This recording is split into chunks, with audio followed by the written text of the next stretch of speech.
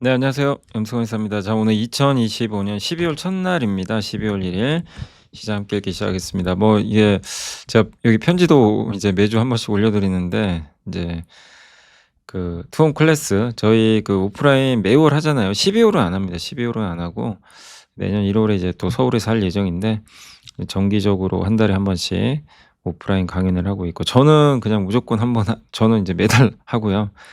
강사진 분들 이제 초청하는 강사진만 바뀌는데 이번에 이제 이선혁 대표님하고 여기 뭐 피터 케이님 해 가지고 부산에서 강연을 되게 잘했습니다. 그래서 뭐 진짜 여기 보시면 되게 많이들 오셨어요. 한 거의 한 300분 가고 여기 300 석이거든요.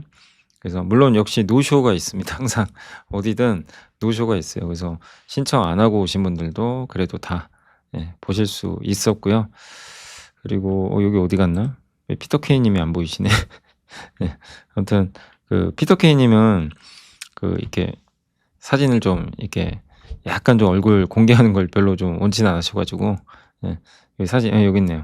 그래서 이제 얼굴만 제가 가렸고 뭐 좋은 말씀 많이 해 주셨습니다. 그래서 다시 한번 그 이선혁 대표님하고 그 피터 케이 님한테 다시 한번 좀 감사드리고 또 오신 분들한테도 너무 감사드리고 또 저희 이번에 또 부산에서 특별히 좀 크게 하다 보니까 저희 스태프들도 평소에 저희가 한 3 명이서 하거든요. 3명 정도 하는데 이번에는 8 명이 갔습니다. 그래서 요번에 좀 저희 직원들한테도 좀 다시 한번 좀 감사 인사 드리도록 하겠습니다.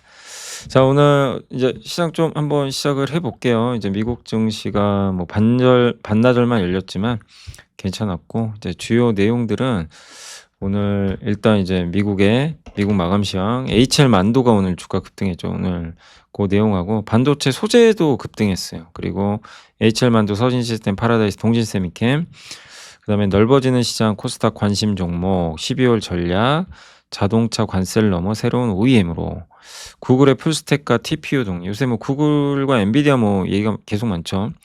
AI와 에너지고 천연가스 관련해서 석유화학 얘기입니다.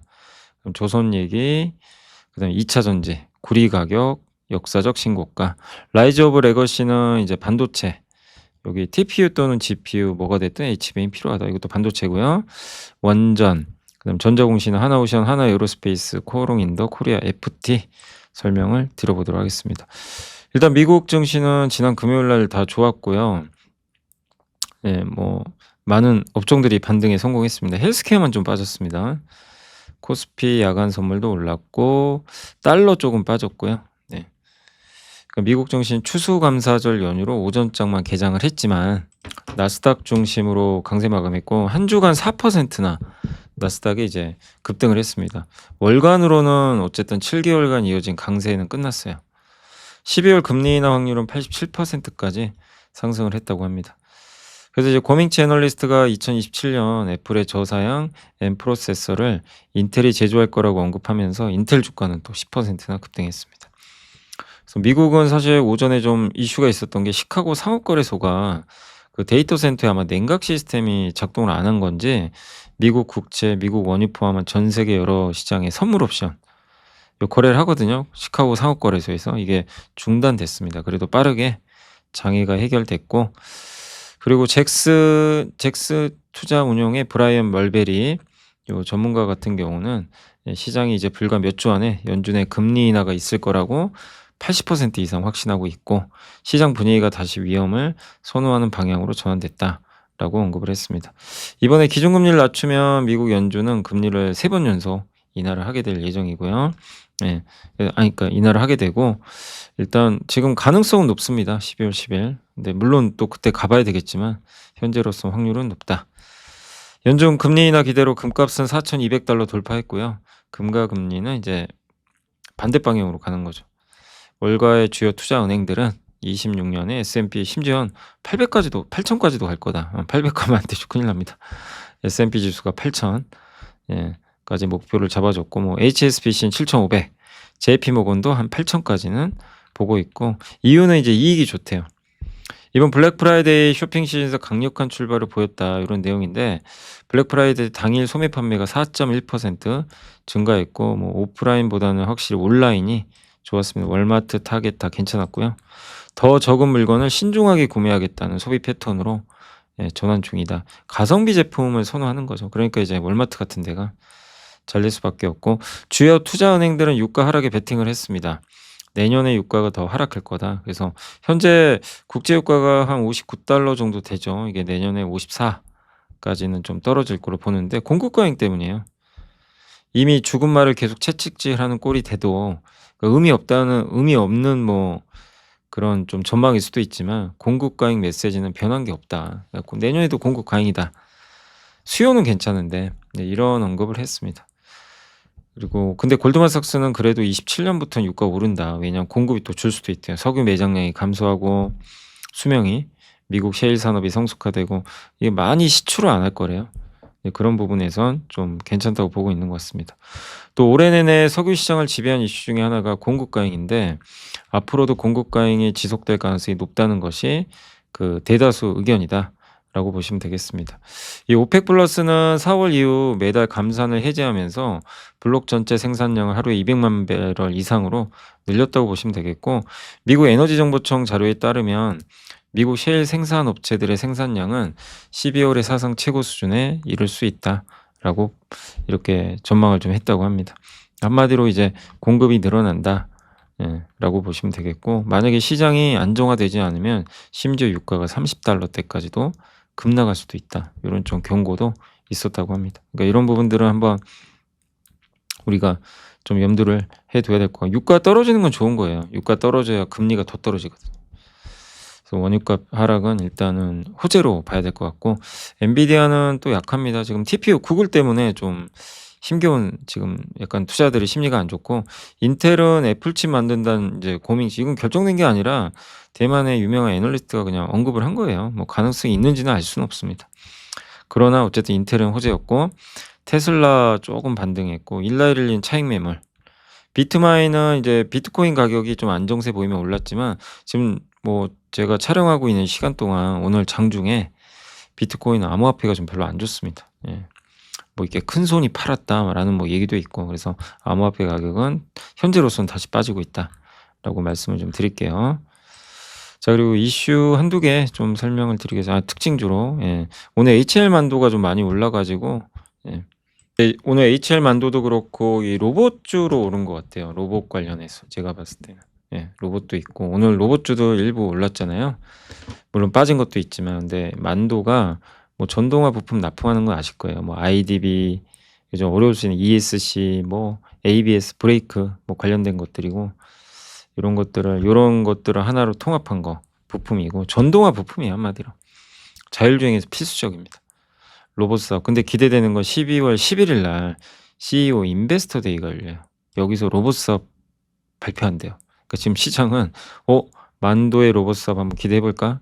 그래서 만도도 제가 라이브 할 때 많이들 물어보셨는데 드디어 이제 로봇 기대감으로 빛을 발하고 있습니다. 그래서 한번 12월 11일 결과를 한번 보시고요. 그다음에 이제 오늘 반도체 소재 업종 주가 왜 오르냐?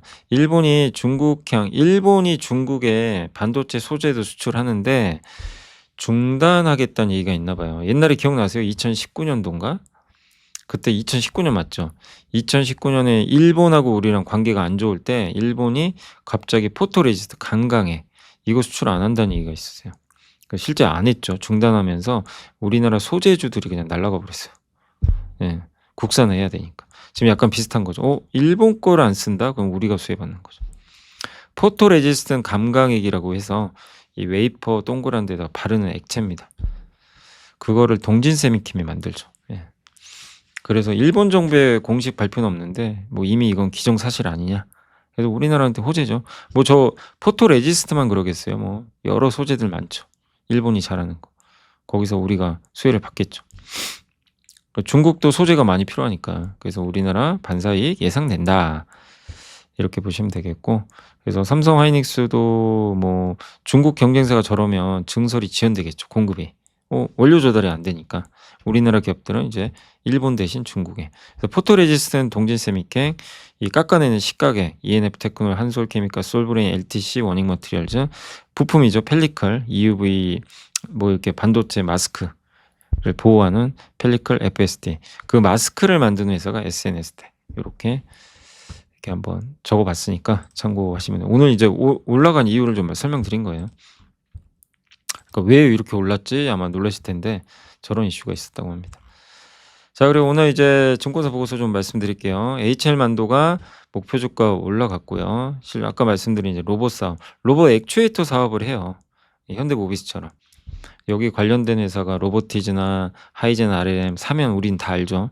근데 대형사 중에선 여기 그 HL 만도, 그리고 현대모비스, 그리고 S&T 모티브 아시죠? 요것도 모터 만드는 회사인데 거기도 올해 7월에 이미 그 로봇 회사를 하나 만들어 놨어요. 예. 그러니까 이런 약간 이제 코스피 쪽에 있는 회사들이죠, 여기는. 근데 여기 로봇 회사들도 좀 주목을 받을 수 있는 그런 이벤트들이 나오고 있는 것 같습니다. 특히 12월 11일 날 인베스터 데이 열고요. 미국은 고토쿠 모토의 필수. 근데 히토류가 중요하잖아요. 근데 이 히토류가 좀 공급이 부족하니까 중국이 막 수출 규제하고 그럼 어떻게 될까요? 가격이 뭐 올라갈 수밖에 없겠죠. 그리고 특히 이제 여기 이 로봇에 들어가는 그런 모터에 들어가는 이런 이제 히토류 같은 경우 제품 가격을 지금 MP 머티리얼즈가 하한선을 설정을 해 놨대요. 현재 시세 대비 1.5에서 2배 요 밑으로는 아니다. 하한선을 설정을 해 놨다고 합니다. 그러면 이제 액추에이터 가격이 안 떨어지겠죠. 네. 그 내용이에요. 액추에이터 가격이 오르면 당연히 이 기업들은 좋겠죠. 그리고 비용도 절감하고 있고 유럽 연구개발센터를 통합. 그다음에 로봇 액추에이터는 자동차 제어 시스템보다 시장이 100배 크다고 합니다. 엄청난 거네요.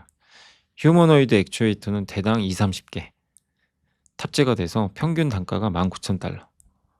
근데 자동차 제어 시스템은 2,000달러. 로봇 시장은 10배 예, 규모로 성장할 수 있다. 로봇 액추에이터 시장은 자동차 제어의 100배다. 중국 매출은 또 중국 비중이 높아요. 이 HL 만도가. 그래서 중국 회사들도 좀 로봇 막 자율주행차 이런 데 투자 많이 하잖아요. 그런 수혜를 받겠죠. 그리고 24년 말부터 멕시코 공장에서 IDB 요거 만들어서 테슬라에 납품하는 걸로 알려져 있습니다. 예, 그리고 IDB, EPS, EPB 이게 도대체 뭐냐? 그래서 이거는 구글의 제미나이가 만들어 줬고요. 이 자동차에 들어간 핵심 부품이에요, 만도에. IDB는 통합형 전자식 브레이크. 그러니까 기존의 유압식으로 된 거를 이게 기계식이죠. 이게 아니라 전자식으로 브레이크 시스템을 합쳐버린 겁니다. 여기서. 예.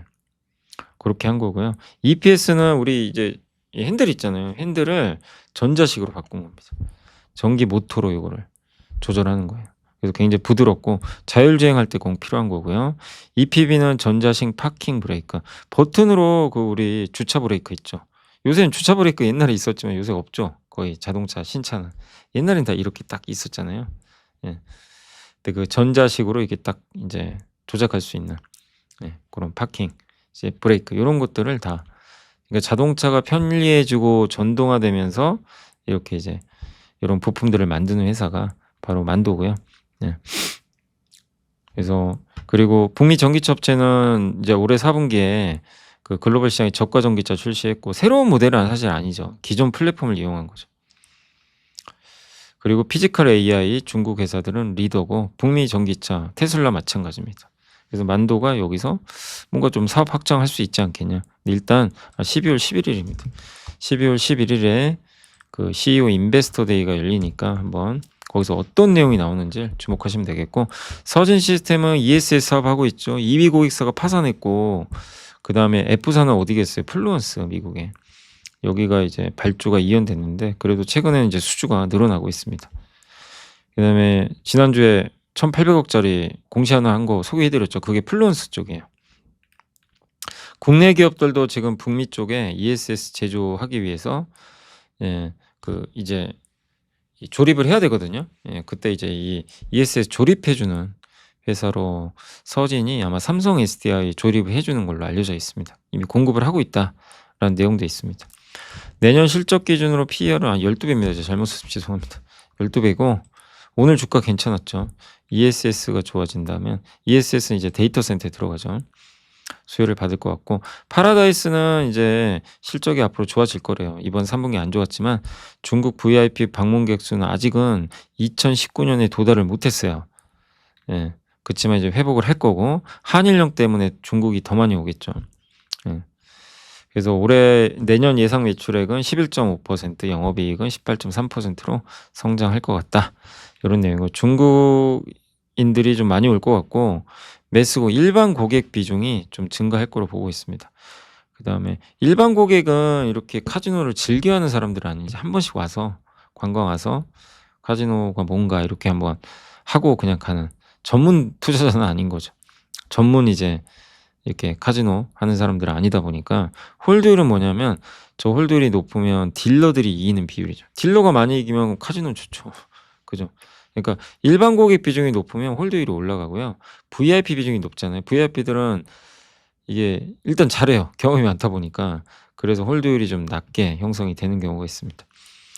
호텔 인수로 이제 확장, 하얏트 리젠시 오픈 예정이고요. 그래서 좀 한 가지 아쉬웠던 게 파라다이스가 확장을 못 했어요, 호텔이 부족해서. 근데 이번에 인수하면서 도약이 시작됐다. 내년에 이제 오픈하니까요. 자, 동진세미캠도 오랜만에 보고서 나왔는데 삼성전자 비중이 높고 반도체 비중이 높습니다. 전자 제로 사업합니다. 뭐 식가게, 세척에, 박리에, 감가에, 핵심은 감강액이에요. 아까 웨이퍼에 바르는 요게 이제 가장 핵심적인 그 제품이라고 보시면 되겠습니다. 발포제 사업도 하는데 이건 핵심 사업은 아니고요. PER은 17배인데 동종그룹, 솔브레인, 한솔케미칼이 23배니까 저평가 받고 있어요. 이유가 있어요. 이게 주주 소통을 잘 안 해요. 아시죠? IR 안 하는 거. 근데 이번에 올해부터 배당금이 확 올라갔어요. 200원에서 600원으로. 발포제 사업부 물적 분할하는 것도 좀 이게 시장에서는 좀 안 좋게 본 거죠, 물적 분할 자체를. 물적 분할하지만 이번에 그 발포제 사업부는 핵심 사업은 아니기 때문에 사실상 주가에는 큰 영향 없습니다. 그리고 고 이부섭 회장이 별세하면서 찬합 이준혁 부회장이 차기 회장직을 맡았는데 상속 절차가 완료됐대요. 그래서 상속세 부담을 이제 줄이려고 주가 노리는 거 아니냐, 이런 오해가 있었는데 이게 되면서 이제 마무리가 됐겠죠. 중국 디스플레이 법인 매각, 발포제 사업 물적 분할, 뭐 핵심 사업은 아닙니다. 단기적으로는 디램 강력한 업사이클과 낸드 전환, 낸드 단수가 자꾸 올라가요. 근데 일단 동진세미캠의 주력은 낸드예요, 낸드. 디램이면 훨씬 더 좋았을 텐데 낸드다 보니까 시장에서는 좀 할인을 또 해요. 근데 낸드도 뭐 200단, 300단, 400단 이렇게 올라가니까 장기적으로는 수혜를 받을 거고, 그렇다고 뭐 디램용을 안 하느냐, 그건 아닙니다. 디램용 사업도 잘 하고 있고, 다만 이제 비중은 낸드 쪽 비중이 높다. 신제품도 개발했고요. 일본이 독점이다. ABF 기판 필름 대체하는 소재 DJBF, 요거를 이제 개발을 했습니다. 고순도, 황산도 웨이퍼 씻어내는 거예요. 그래서 미국에 이건 투자를 합니다. 공장 건설 중입니다. 그래서 미국에서 삼성 파운드리 공장에 아마 직접 납품을 할 것 같습니다. 그래서 미국에 공장 있는 건 되게 매력적이에요. 그래서 동진이 그동안 안 좋았지만 이제는 뭔가 좀 분위기가 바뀌어간다라고 생각하시면 좋을 것 같습니다. 그래서 주주 소통이 더 중요한 것 같아요, 지금. 그거를 좀 더 해준다면 좋은 뭐 흐름 나오지 않겠냐 생각하고요. 그 다음에 이제 넓어지는 시장 코스닥 관심 종목인데, 지난 금요일 과격한 코스닥 반등이 출현하며 코스닥이 좀 분위기가 좋죠. 오늘도 마찬가지고. 근데 정부 정책이 발표될 것 같고, 그렇다고 뭐 코스닥만 가는 건 아닌 것 같아요. 뭐 코스피도 저는 여전히 괜찮게 보지만, 일단 이제 비교적으로, 그러니까 상대평가를 하면 코스닥이 조금 더 우위에 있죠. 코스닥 150 내에서 잉여 현금 흐름이 안정적으로 성장한 종목을 일단 관심 종목으로 제시를 했고요. 뭐 그게 카페24 파마니까 코스닥이 좋을 것 같고, 그 안에 현금 흐름 좋은 거를 찾은 겁니다. 카페 오늘 파마를 썼지만 왜 빠진 거죠? 와, 무섭게 빠지더라고. 올해 엄청 올랐던 기업인데, 하나마이크론, 휴제, 클래시스, 원희가입비에서 하나모티리얼, TCK, 동국제약 등이 있습니다. 이게 2017년 하반기에 코스닥 활성화할 때 밑으로 이게 꺾였죠. 이게 뭐냐면, 밑으로 간다는 얘기는 코스피에 코스닥 올라가는 거는 코스피가 더 좋다는 얘기고, 내려가면 코스닥 수익률이 좋은 거예요, 상대평가. 이때 그런 적 있죠. 근데 지금 이게 시작될 가능성도 있다는 거죠. 너무 벌어졌죠. 그래서 상대적으로는 코스닥이 좋을 것 같고, 코스닥에서 현금 흐름 좋은 기업도 이렇게 뽑아 놓은 거니까 이게 각 기업들은 그냥 참고하시면 좋겠습니다. 그래서 여기까지가 이제 저희 당사에서 나온 시황 보고서라고 보시면 되겠고, 그 다음에 이제 KB증권에서 12월 전략에 대해서 이제 보고서가 나왔으니까 소개해 드리면 50일 이평선에 보통 만나고 간대요. 이게 지금 검은색이 현재 코스피고 그걸 환산한 거예요. 1985 년, 90년 4년 동안 강세장. 예. 거의 비슷하죠, 희한하게 올라가는 게. 쉴 때 쉬고. 예. 지금 약간 쉬는 과정이에요. 근데 강세장에선 급락이 평년보다 훨씬 더 많이 나오고요. 하락폭도 더 커요. 막 3-4% 빠지는 건 비일비재합니다. 그러니까 이걸 이상하게 생각하지 마세요. 3조 호황 때 당시에도 이렇게 빼버립니다. 주가를 -1, -2.5, -1, -2.8, -4.8 그냥 두두두두두 5 일을 그냥 두들겨 패버린 거예요. 그리고 쌍바닥 치고 날아가 버렸어요. 저게 이상한 게 아니라는 겁니다. 그러니까 이번 상승장에서의 급락도 비슷한 케이스로 보시면 될 것 같아요. 근데 보통 50 일선은 깨지 않는데요. 50일 이동평균선은 지지를 웬만하면 한다. 예. 고 내용입니다. 그리고 50일 이격도는 뭐냐면 50일 이평선이 10,000원이에요. 근데 현재 주가가 11,500 원이면 15% 높죠, 주가가. 이게 이격도라 그래요. 이격도는 그 이평선과 주가가 벌어진 간격. 그래서 이격도가 어떻게 되겠어요? 이격도가 100 이면 그냥 똑같은 거예요.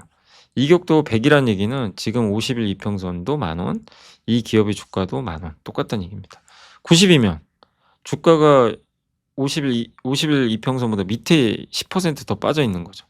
근데 이 이격도가 115% 상회하면, 그러니까 한마디로 50일 이평보다 주가가 15% 올라와 있으면 공격적으로 사지 말래요. 눌러줄 가능성이 높대요. 그래서 이번 AI 버블을 동반한 이번이 상승장이라면 단기 조정이잖아요. 이걸 활용하자. 예. 어쨌든 지금은 빠르고 과감하게 행동을 취해야 된대요. 그러니까 좀 조정이 과학회에 나오면 두려워 말고 투자를 하라는 얘기죠. 그리고 경기 사이클이 안 꺾이면 버블이 붕괴하지 않아요. 지금은 경기 사이클이 위로 가는 구간입니다. 물가도 지금 그렇게 크게 높진 않고요. 그 주주환원과 중소형주 요거는 그 일단 이제 아이디어 측면에서 자사주를 모두 소각해도 지배력이 그 낮아질 가능성이 낮고 자사주 대비 이익 잉여금 규모도 커서 매입과 소각 의지가 큰 기업. 그게 이제 SK이노베이션, OCI홀딩스, DLENC, SK스퀘어, LG효성, 현대차, 기아, 현대모비스, 이마트, 현대백화점, 신한지주, 하나금융지주, 메리츠금융지주, 키움증권, 네이버, 삼성전자를 꼽아주셨고 정부 정책 3.0 이제 3라운드 본격화되길 좀 기대를 하고 있습니다.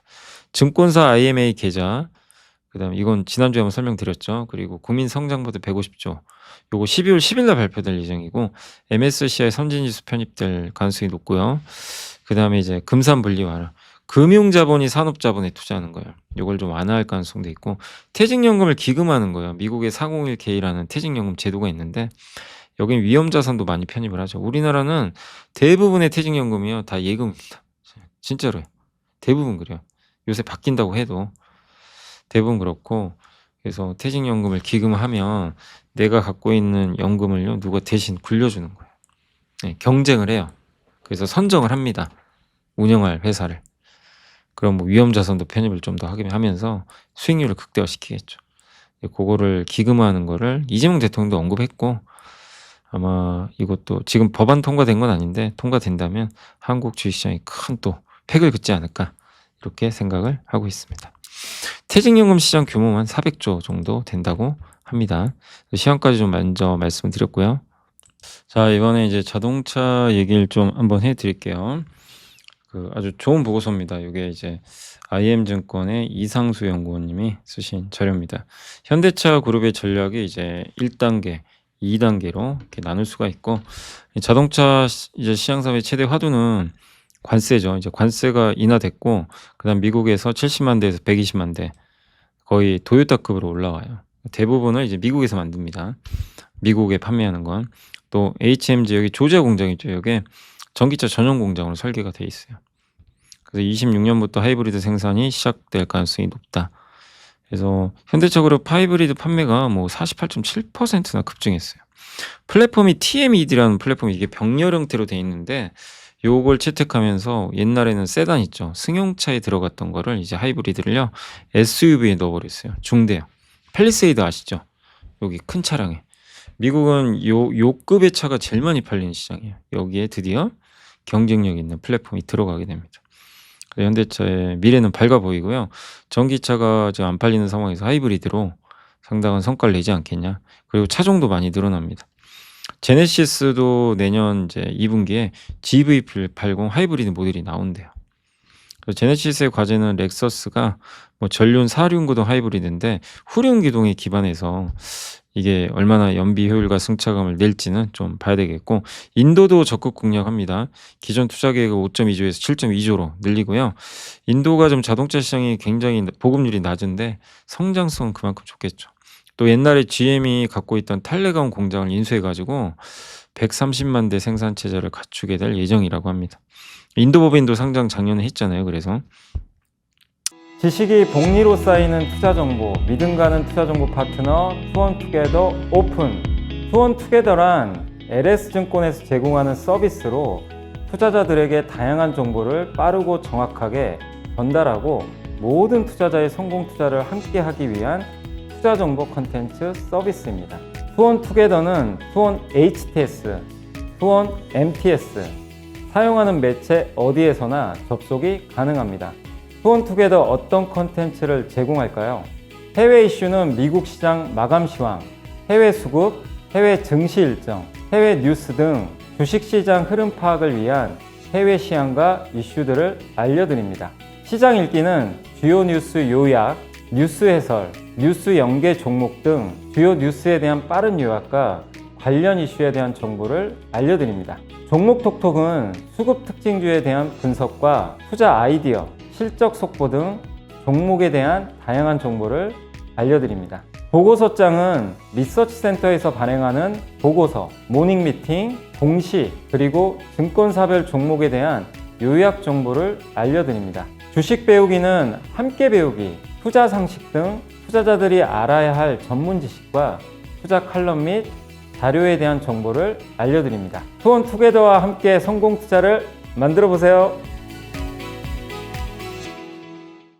여기 핵심이 또 중국은 못 들어가요. 중국 차는요, 인도랑 일본이 사이가 너무 안 좋아요. 인도 정부는 중국이 인도 기업에 투자하는 걸 용납을 잘 안 합니다. 그래서 GM 공장도 원래 중국이 가져가려고 그랬는데 우리가 가져가게 됐죠.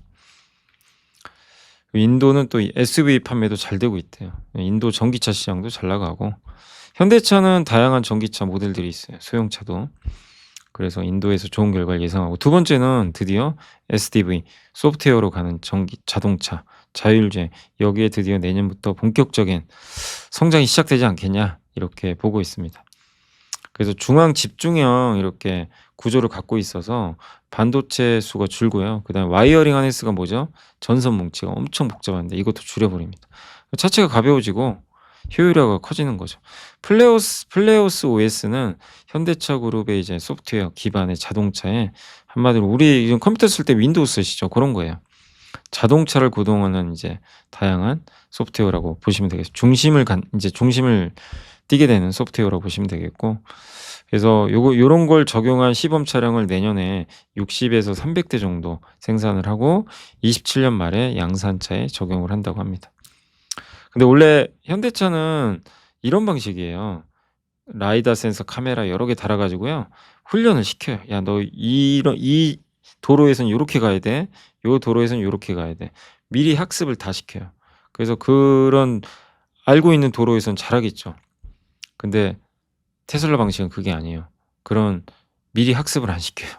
그러니까 물론 학습이라는 게 어떤 개념이냐면, 여러분들이 이제, 우리도 인간이 운전하는 건 똑같아요. 여러분들이 운전할 때 어떻게 합니까? 처음에 이제 운전면허증 따기 위해서 학원도 등록하고 훈련하고 연습하고, 이제 내가 직접 주행을 계속 하면서 눈치가 쌓이죠. '아, 운전 이렇게 하는구나. 이 상황에서 이렇게.' 눈치 보면서, 운전은 눈치잖아요, 사실. 그래서 이제 그런 거를 우리 눈만 가지고, 눈이 카메라죠. 그래서 계속 경험을 쌓는 거. 이게 엔드 투 엔드 방식이에요. 테슬라가 하는 거.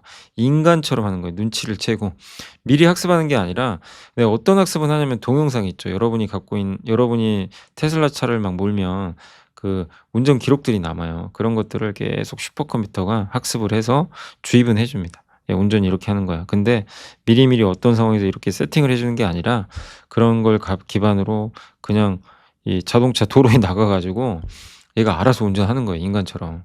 예. 처음엔 좀 버벅대요. 어색하니까. 눈치도 봐야 되고. 근데 시간 지나면 적응을 합니다.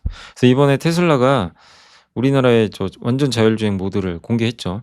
그래서 유튜브에서 많이들 영상들이 나왔는데 한국 도로는 생소하잖아요. 미국에서 학습한 애예요. 한국에 갖다 놨더니 잘해요.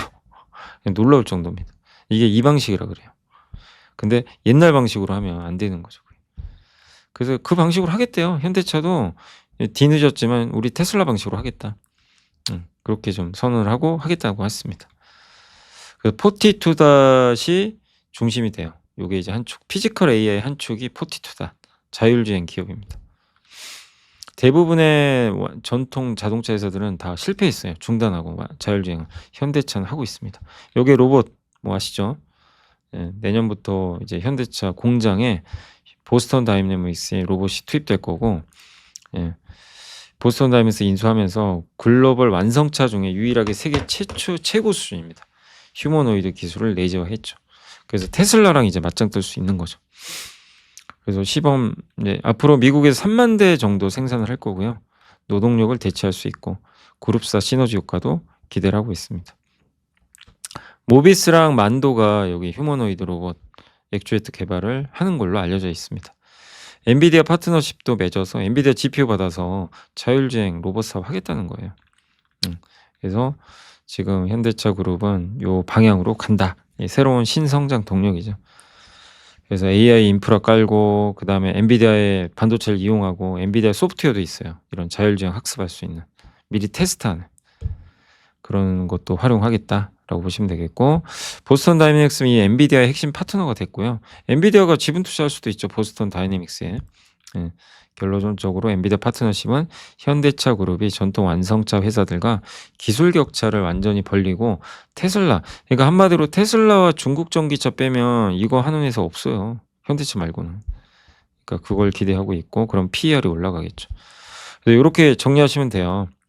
예, 한마디로 현대차 단기 성장은 미국 하이브리드, 인도 시장 적극 공략. 인도는 전기차랑 SUV, 그 다음에 자율주행, 로봇, 파트너는 엔비디아. 요 큰 그림을 머릿속에 넣어두시면 돼요. 아, 현대차가 이런 그림으로 가는구나. 지금 내년이 되게 흥미로울 것 같습니다. 그러면 현대차 쪽에서 하이브리드 하면 뭐 떠오르세요? 코리아 FT, 세방전지, S&T 모티브, 하이브리드카 관련 기업이고, 나중에 함께 배우기 위해서 한번 다뤄볼게요. 그다음 로봇, 만도, 현대모비스, 사면, 그리고 또 뭐가 있죠? S&T 모티브, 예, 그리고 로보티즈 뭐 이런 기업들이 있겠죠. 예, 현대 오토웨이버도 들어갈 거고. 그럼 자율주행 뭐 마찬가지죠. 자율주행 관련해서는 HL 만도, 현대 오토웨이버 이런 기업들이 좀 이끌어 나가겠죠. 소프트웨어 관련해서. 예. 여기 들어가는 카메라, 뭐 기판, MLCC, 삼성전기 다 이게 이 머릿속에 그려지시죠. 현대차와 관련된. 예. 이렇게 생각을 일단 내년에 이 그림이구나 담아두시면 되겠고, 현대차 주요 기업 소개고, 예, 하이브리드, 예, 미래기술, SDV 아까 했던 얘기들이 많이 들어가 있고, 로보틱스 타픽이다. 그래서 HL 만도 글로벌 전기차에서 공급하고 있고, 만도는 아까 많이 설명드렸죠. 인도에도 있고, 로보틱스 요게 핵심이죠. 액추에이터. 그래서 12월 11일을 기대해보자. 이런 내용입니다. 설계부터 생산까지 하겠다는 거예요. 만도가. 이거를 아마 발표할 가능성이 있는 것 같습니다. 자, 그리고 AI 한번 얘기해 볼게요. 구글의 풀스택과 TPU 독립. 요새 구글의 반격, AI 전쟁이죠. 그래서 지난주에도 많이 설명드렸지만 미래에셋의 한종무 연구원님이 정말 인사이트가 풍부하십니다. 그래서 한번 정리를 해봤고요. AI 버블 아니냐, 한계다, 이 걱정을 날려버렸습니다. 제미나이 3.0 프로 저는 쓰고 있지만, 그러니까 3.0을 써요. 저는 프로는 훨씬 비싼 모델이지만 어쨌든 저는 이제 3.0 쓰면서 놀라운 지금 성능을 체험을 하고 있습니다. 저도 이제 유료 결제하는데 아마 최상위 모델은 굉장히 뭐 한 달에 한 몇십만 원 줘야 되죠. 그걸로 알고 있는데 어쨌든 지금 성능 자체가 넘사벽입니다. 근데 이제 경쟁은 뭐냐면 엔비디아 GPU를 안 쓰고도 저 정도 돼 있는 거 보면 이제는 더 좋은 칩도 중요하지만 전력을 얼마나 잘 쓰느냐, 같은 공간에서 얼마나 효율적으로 쓰느냐, 그걸 잘해요. 그게 이제 구글의 장점이고, 그리고 인간은 30분 정도의 간단한 일이 아니라 뭐 여러분도 맘만 먹으면 이게 강연회도 마찬가지잖아요. 여러분들이 부산 강연회에서 4시간 했거든요. 4시간을 계속 들으실 수 있어요. 인간은 힘들긴 해도. 근데 AI는 30분밖에 못 한대요. 이걸 뛰어넘어야 된다는 거죠. 그래서 메모리가 중요한 거예요. 그래서 아무튼 이번에 구글의 새 AI 모델은 놀라웠다. 종합재능 테스트 1위, 전문가들이 못 푸는 초고난도 문제를 37.5% 맞췄고, 박사급 전문 지식 테스트 92%, 인간 박사들은 60%. 예. 2차원을 3차원으로 바꿔주는 정확도 91%. 놀랍습니다. 그래서 입력 비용도 싸졌고, 그러니까 이 AI도 싸고 많이 해서 비싸도 좋은 걸로 가격도 올라갔다고 합니다. 입력 비용도 오르고 출력 비용도. 구글이 강한 이유는 모든 걸 다 해요. 예. TPU 생태계를 만들어서 거기서 소프트웨어, 엔비디아 의존은 안 해요. 시스템, 전력 이런 걸 다 구글 자체적으로 처리하는 거죠. 그래서 거기에 들어간 소프트웨어 시스템이 작스라 그러는데 수천 개의 칩에 일을 나눠주는 관리자. 너 이거 해. 패스웨이는 이거를 이제 이 수만 개 칩을 마치 하나의 컴퓨터처럼 움직이게 해주는 지휘자고, XLA가 엔비디아 쿠다 같은 소프트웨어라고 합니다. 이 모든 걸 합쳐서 엔비디아의 3분의 1 비용으로 같은 성능. 예, 엄청난 거죠. 예. 아니 전기를 같이 쓰는데 비용은 3분의 1밖에 안 돼요. 예.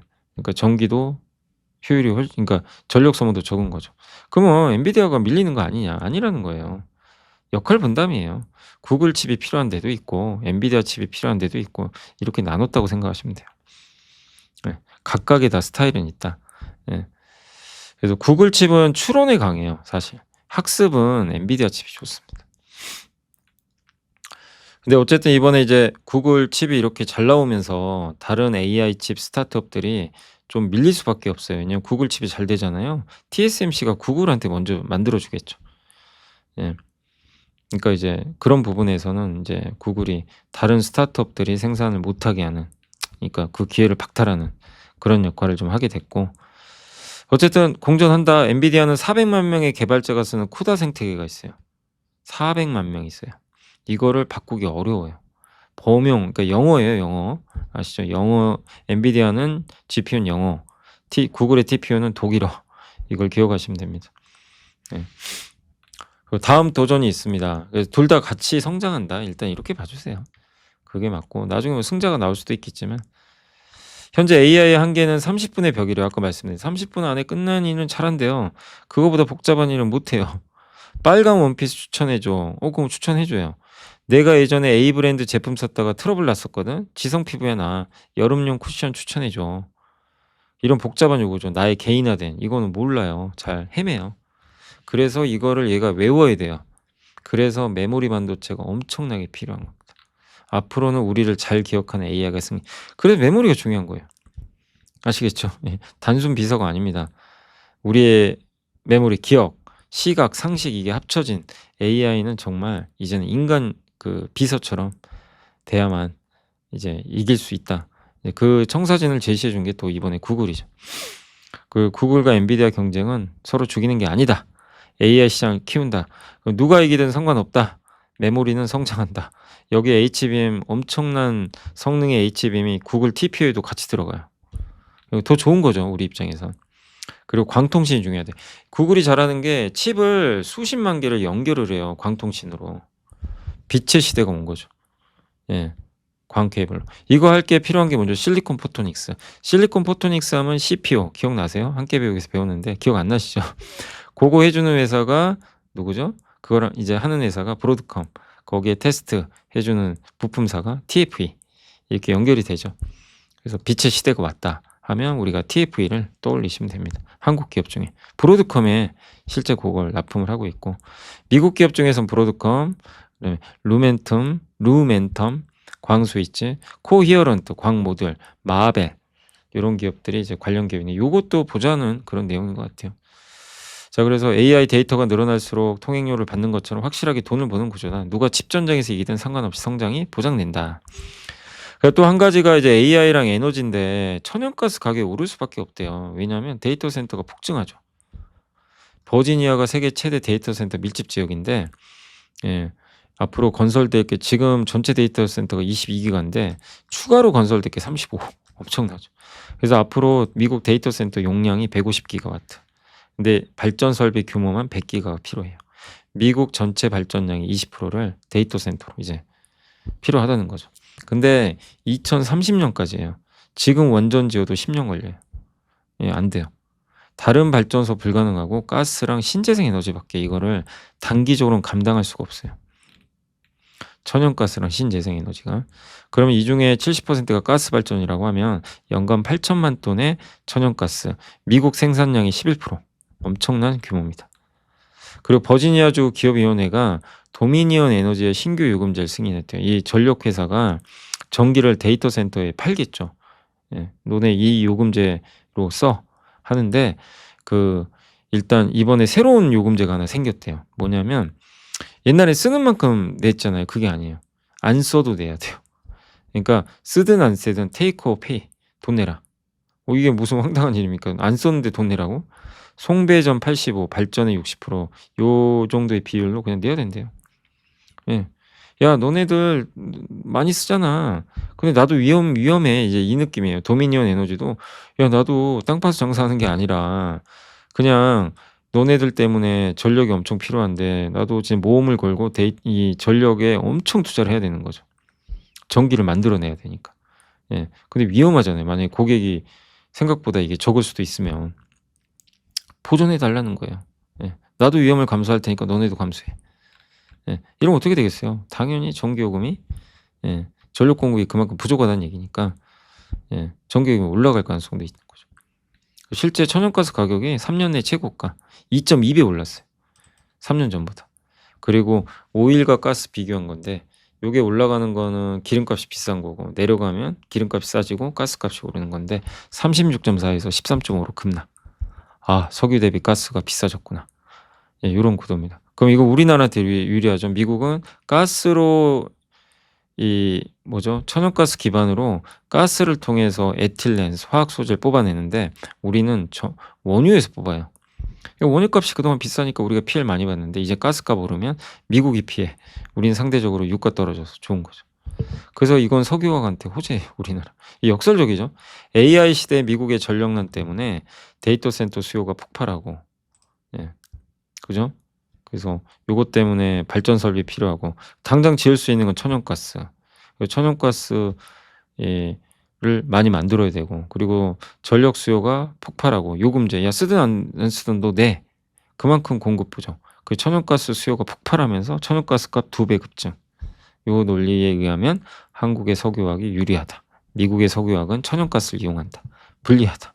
이렇게 이해를 하시면 될 것 같습니다.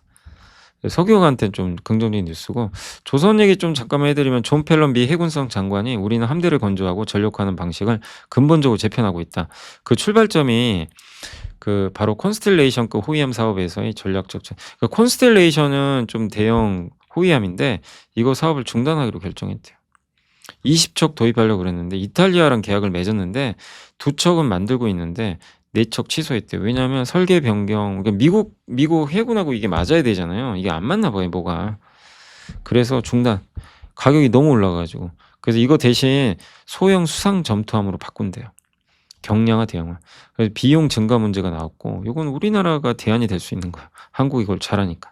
한국형 호위함 디자인을 채택할 것 같고, 한국 야드에서, 우리나라 조선사에서 이걸 만들지 않겠냐. 이걸 기대하고 있습니다. 요 이슈는 우리 한국한테는 유리하다라고 보시고 배터리 쪽도 이제 다가오는 기회는 뭐냐면 지난주 기억나세요? 김현수 연구원이 리튬값 오른다. 바닥 찍었다. 2차전지 괜찮을 것 같다. 그 얘기를 해주셨고 실제 괜찮았죠. 주가 오늘 많이 올랐고 근데 이제 추세적 상승은 어려워요. 그래서 트레이딩을 하세요.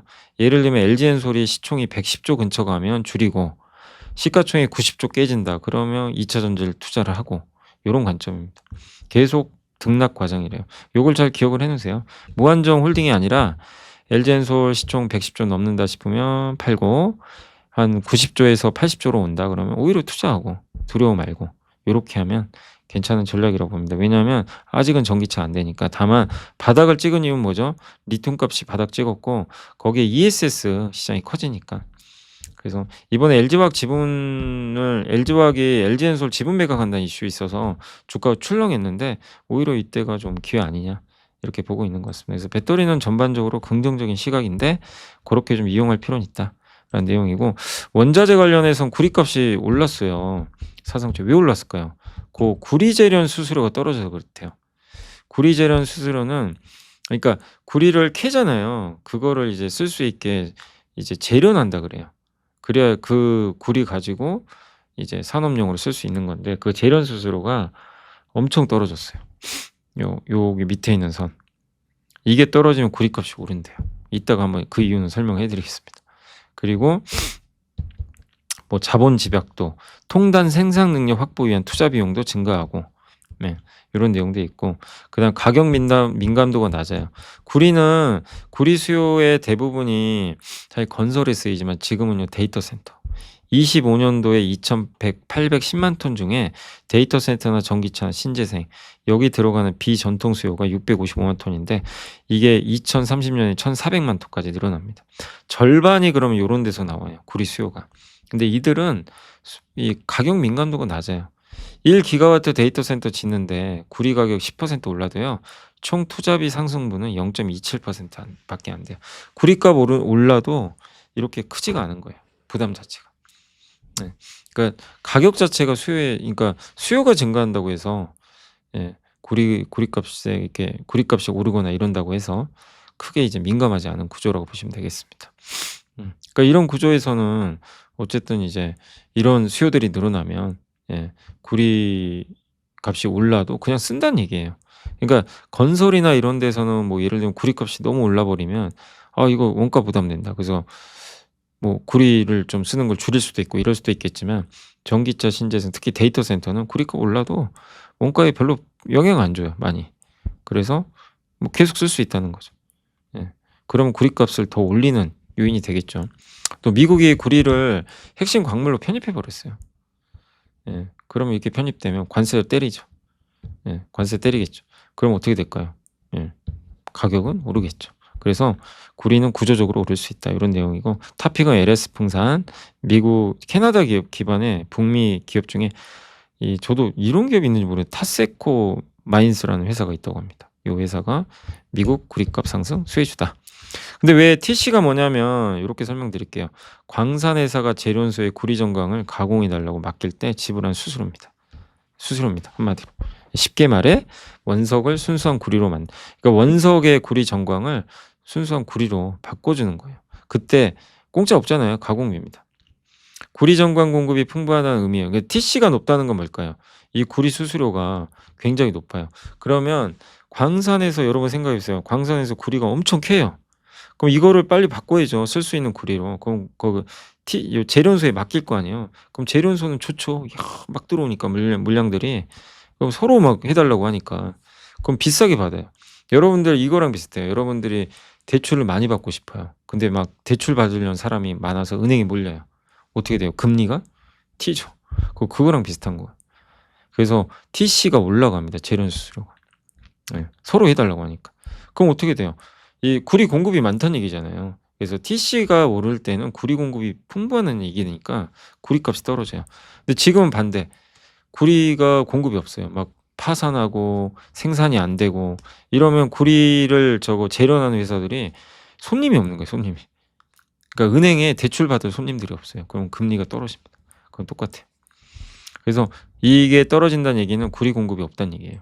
그래서 구리값이 오른다는 얘기죠. 자, 그래서 최근에 파나마 폐쇄, 그라스버그 사고 등으로 광산이 나오는 정광 자체가 부족한데 광산에 수수료 안 받을 게가 아니라 오히려 내가 줄 게까지 가는 상황으로 바뀌었다. 그러니까 광산 재련 회사들이요 물량이 없는 거예요. 우리 빨리 구리 재련해야 되는데 안 줘요. 그러면 이거 놀아야 되잖아요. 그러니까 이 재련 수수료가 확 깎이는 거죠. 결국 TC는 구리 공급의 선행 지표. TC가 오른다는 거는 구리 공급이 많아진다는 얘기로 구리값 떨어진다는 얘기고 TC 값이 떨어진다는 건 구리 공급이 적다는 얘기로 구리값이 떨어진다는 얘기죠. 요거죠, 요거. TC. 약간 여기 TC 값 급락. 구리 공급이 없구나. 구리 신고가. 이렇게 이해를 하시면 될 것 같습니다. 이제 이렇게 좀 알기 쉽게 여러분들 이걸 구글 제미나이가 정리를 해준 거니까 요거는 참고하시면 되겠습니다. 그래서 광산에서 재련소에서 지불하는 가공비고 아무튼 TC 값이 높으면 구리 값이 떨어지고 TC 값이 낮으면 구리 값이 오른다 라고 이렇게 생각을 해주시면 될 것 같습니다. 원자재까지. 그래서 고리값 오르는 부분 말씀드렸고, 그다음에 반도체는 그 인텔이 저사양 M칩 생산 논의 중이라고 했잖아요, 아까. 그래서 그게 진짜인지는 지켜봐야 되겠지만 실적에 미치는 영향은 적지만 애플 같은 고객사 확보면 엄청난 호재죠. 미국 정부도 인텔 투자했고 엔비디아도. 그래서 어쨌든 이제 인텔한테는 호재고, 예. 인텔은 후공정 기술이 괜찮아요, 인텔도. 그럼 거기에 관련된 시장이 커지겠죠. 그래서 제한적인 생산 능력, 신규 라인 제품 생산에 따른 비용 상승으로 실적 개선은 어렵지만 주가는 2, 3년 후에 인텔에 주목할 것 같다. 그래서 당분간 괜찮지 않겠냐. 인텔 공급망은 인텍 플러스 아시죠? 요게 이제 패키징 검사 장비, 전공정 장비는 파크 시스템즈, HPSP, PSK, 소재 업체는 코미코가 있습니다. 자, 그리고 TPU냐 GPU냐 뭐가 됐든 HBM 아까 그 얘기랑 비슷하죠. 현존 구글 TPU V7은 현존하는 맞춤형 반도체 중에서 가장 고용량의 HBM을 탑재했습니다. 엔비디아 블랙엘 200 요거랑 메모리가 동등하다고 합니다. 엄청난 고사양이에요. 그래서 메모리가 중요하다. 뭐 TPU든 GPU든 제일 중요한 건 HBM 용량과 대역폭이다. 그래서 내년에도 반도체 성장한다. 예, 삼성전자 하이닉스 긍정적이다. 아무나 이겨라. 자, 원전 그 KB의 요새 장문주 연구원님 원전을 계속 긍정적으로 말씀하시는데 원전 내년의 핵심은요. 우리나라가 미국에서 진짜 수주 받냐 안 받냐가 정말 중요합니다. 그걸 받아야 돼요. 어떤 기업이 받을 건가? 그게 중요하고 저는 받을 걸로 기대를 하고 있어요. 그리고 SMR보다는 대형 원전을 좀 더 선호하고 계시고 한국이 미국의 파트너 될 거다. 그리고 설계나 인프라 영역보다 우리가 실제로 이걸 완성한 설계 쪽은 미국의 웨스팅하우스예요. 근데 이제 우리나라는 실제로 이거를 완성해 주는 거, 건설, 그다음에 시공하고 그다음에 뭐 기기들을 만들어 주는 여기서 강점이 있죠. 그래서 한수원이 이미 미국 원전 시장에 진출의 핵심적 창구 역할을 할 것 같다. 팀코리아의 프로젝트 매니저 역할을 할 것 같다. 요 내용 현대건설 명실상부한 원전주죠. 이제는 펠리세이드 SMR 페르미 대형 원전 수주를 기대하고 있고 이미 펠리세이드 SMR은 이미 계약을 한 걸로 그때 알려져 있긴 한데 좀 더 보시고 페르미는 아직 계약은 아니고 계약을 기대하고 있습니다. 불가리아 신규 원전도 착공 예상되고요. 두산 에너빌리티 뭐 말씀 안 들어도 뭐 아실 거고요. 예. 글로벌 세계 최대 뭐 거의 경쟁력이 가장 높은 원전 주기기 제조업체입니다. 예. 여기에 이제 납품하는 뭐 우진 같은 기업들, 태웅 이런 기기들이 이제 기업들이 이제 약간 기자재 업체로 부각이 될 것 같습니다. 여기까지 했고 이제 전자공시하고 시황 말씀드리고 마무리하겠습니다. 네, 그래서 공시는 일단 하나오션이 그 컨테이너선 내적 수주받은 게 있어요. HMM으로부터 그다음 하나 에어로스페이스, 엘셈 미사일이죠. 이 발사대. 근데 요새 방산주가 별로 안 좋습니다. 뭐 전쟁 끝난다고 하니까 전쟁 끝나서 빠지면 오히려 기회 같긴 한데 또 좀 빠지고 있고 수주는 받았고요. 그다음에 코오롱 인더가 좀 눈에 들어왔어요. 코오롱 인더는 산업자재, 필름, 여기 화학 소재입니다. 그다음 패션 여기 화학 소재. 패션 등의 사업을 하고 산업 소재 자재는 타이어 코드랑 아라미드. 타이어 코드는 타이어에 들어간 첨가제예요. 타이어를 단단하게 해주는. 타이어 안쪽에 들어가 있습니다. 요거 1위가 전 세계 1위가 효성 첨단 소재. 근데 전기차와 SUV 차량이 잘 팔리면 좋아요. 단가가 훨씬 비싸요. 일반 차보다. 예. 그리고 아라미드는 슈퍼서미로 방탄복이나 통신용 광 케이블에 들어가요. 내년에 미국이 광 케이블 프로젝트를 할 것 같아서 수혜가 예상됩니다. 요 BEAD 프로젝트. 그리고 경쟁사 세계 1위 듀퐁이 사업 매각하려고 하는 것 같아요. 이거는 당연히 좋죠. 코오롱 인더한테. 그 아라미드가 원래 그 타이어 코드에는 스틸 철강제가 들어가는데 요걸 대체를 할 수도 있대요. 아라미드가. 그러면 시장이 엄청 커지겠죠. 코오롱 스포츠 차이나도 자회사인데 중국에서 엄청 잘 나갑니다. 그래서 요것도 기대를 하고 있고 패션 쪽도 신사업 요게 그러니까 코오롱 인더가 AI랑 뭔 상관이냐 이럴 수도 있는데 AI 관련주예요. 숨어있는 MPPO가 뭐냐면 AI 가속기에 사용된 CCL이에요. 동박적증판 있죠. 이거 누가 만들죠? 두산. 이거를 이수페타시에서 납품하죠. 이수페타시 이걸 갖고 뭘 만들죠? 기판 만들죠. MPPO는 이걸 하기 위한 첫 단추예요. 원재료예요. 예. 그래서 AI 가속기 시장이 커지면 당연히 코오롱 인더도 앞으로 증설해서 생산 능력 2배 되고 26년에 275, 28년에 한 500억 팔 것 같아요, 영업이. 지금 1년에 연간 영업이 1,500억 버는 회사인데 여기서만 1,500억이면 30% 벌 수 있는 거죠. 그래서 기대가 됩니다. 산업자재가 확실히 성장하고 있고 이 화학과 패션은 그렇게 성과가 좋진 않고 요런 거 합니다. 타이어 코드, 아라미드 소재, 중국 MPPO. MPPO가 요거예요. 구리판이 있는데 위에 요거 접착해 주는 거예요. 여기 MPO 접착제. 요 파란색. 요게 MPPO고 코오롱 인더가 요걸 하고 있습니다. 그래서 요게 밸류 체인이니까 참고하시면 됩니다. 이쪽이 PPO, MPPO 가지고 요게 이제 CCL 납품을 하게 되고 CCL을 만드는 접착하는 소재 중에 하나고 이 CCL을 두산이 만들고 요거 가지고 이스페타시스가 기판 만들고 GPU 만들고 요렇게 구성이 돼 있다는 거 참고하시면 되겠습니다. 자, 마지막으로 코리아 FT는 VIP 자산운용이 또 지분 투자를 했습니다. 뭐 옛날에 많이 설명드렸죠. 캐니스터, 카본 캐니스터, 플라스틱 필런에 이런 걸 만들고요. 제일 중요한 게 카본 캐니스터. 연료 탱크 내에서 발생한 증발가스를 요거를 활성탄으로 흡착해서 엔진으로 다시 보내줘요. 그래서 유해 물질이 안 나가게 막아주는 거죠. 그래서 현대차에 주로 공급을 하고 있고 뭐 의장 부품 있죠. 이렇게 햇빛 가려주고 뭐 그런 것도 합니다.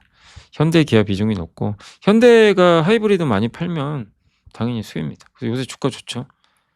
그래서 캐니스터 매출액 추이, 코리아 FT 사업 부분 매출액도 꾸준히 증가. 이번 3분기 실적 좋았고 주가도 쌉니다. PER이 4.5배밖에 안 되니까 그런 면에서 매력은 있는 것 같습니다. 자, 이제 마무리하겠습니다. 오늘 국내 증시는 일단 코스피가 안 좋았고 코스닥이 더 좋았죠. 근데 변동성이 좀 컸어요. 장중에 좀 많이 변동했고 현대차는 왜 빠진 건가요? 아무튼 오늘 조선주 안 좋았고 우리가 보통 이제 조방온이라 그러죠. 조방온이 오늘은 좋지 않았습니다. 확실히 지금은 약간 로봇 쪽으로 많이 넘어가는 코스닥이 바이오랑 로봇 쪽이 좀 강한 것 같고 그래도 반도체는 괜찮았어요. 삼성바이오 괜찮았고요. 지주사도 오늘 좀 많이 빠졌습니다. 지주사들은 대부분 빠져버렸네요. 그리고 이수도 특별한 이슈는 없었는데 오늘 좀 흔들렸습니다. LS도 좀 빠졌고요. 코스닥은 오늘 대부분 괜찮았어요. 근데 오늘 파마 리서치가 그냥 혼자 곤두박질쳤어요. 기관이나 외국인들이 그냥 많이 팔아서 글쎄요. 뚜렷한 이유는 저도 한번 찾아봤는데 크게 나온 건 없습니다. 수급이 좀 안 좋았고 오늘 펩트론도 좀 빠졌고 반면에 알테오젠 좋았고요. 2차전지 에코프로 좋았고 반도체 소부장 좋았습니다. 그러니까 소부장 강세 속에 일부 바이오 그다음에 로봇 기업들 일부 이렇게 좀 강세를 보이지 않았나. 물론 이제 코스닥의 로봇주들은 좀 빠진 것도 많아요. 그러니까 약간 이제 금요일간 좀 분위기가 좀 달랐던 것 같습니다. 그래도 오늘은 코스닥이 1% 추가로 올라서 확실히 코스닥이 더 우위에 있는 그런 모습이고 오늘 전체에서는 특징주에서는 코리아 서키트 오늘 만도가 10% 해성돼서 자동차에 들어가는 반도체죠. 삼성바이오, LNF 그러나 대부분은 좀 하락을 했고요. 뭐 삼양식품도 오늘 안 좋았고 조방원, 변압기, 지주사 한마디로 올해 시장 주도했던 기업들 그냥 두두두둑 맞아버렸어요. 뭐 이유는 없습니다. 왜 코스닥으로 약간 수급이 넘어가니까 여기가 좀 강하잖아요. 그래서 오늘 코스닥 뭐 보니까 뭐 보안주 쿠팡 이슈가 있었죠. 그리고 솔브레인 뭐 중국 그러니까 일본 반도체가 중국에 수출 안 한다. 한국 PIM은 로봇 관련주래요. 휴머노이드. 그래서 오늘 급등했고 동진세미케 뭐 일본 규제 이슈, 일본이 중국에 소재 수출 안 하는 거 이런 부분이 있었고 반면 오늘은 일부 바이오 또 중국인들 한국 관광 올 때 수혜죠. 글로벌 텍스프리 좀 빠졌고 일부 반도체 소부장 빠졌지만 확실히 코스닥은 그래도 견조했다라고 말씀을 드리겠습니다. 오늘 그래서 어쨌든 시장은 좀 지지부진하게 끝났고요. 코스닥은 좋았고 전고점을 넘을 분위기고 코스피는 쉬지만 쉬어간다면 좀 기회가 되지 않겠냐 이렇게 생각하고 있고 오늘 그래도 외국인은 들어왔습니다. 다행히. 그리고 섹터는 어쨌든 오늘 여기 주로 뭐 백화점은 강했네요. 신세계가 아주 강했고 2차전지 좀 강했고 신세계가 저 센트럴시티 아시죠? 저번에 한번 말씀드렸지만 센트럴시티를 가지고 있어서 거기에 뭐 좀 메리어트 호텔도 있고 또 외국인 많이 오면 수혜주죠. 그래서 아무튼 이런 이슈로 좀 괜찮았고 소부장도 좋았고 반면 전선 뭐 변압기 원전 조방호는 좀 약했다. 이렇게 말씀드리면서 마무리하겠습니다. 당분간은 약간 개별 종목 테마로 갈 것 같고 바이오, 2차 전지 그리고 로봇, 뭐 반도체 소부장에 코스닥에 있는 기업들이 좀 강하지 않겠냐 이렇게 보고 있습니다.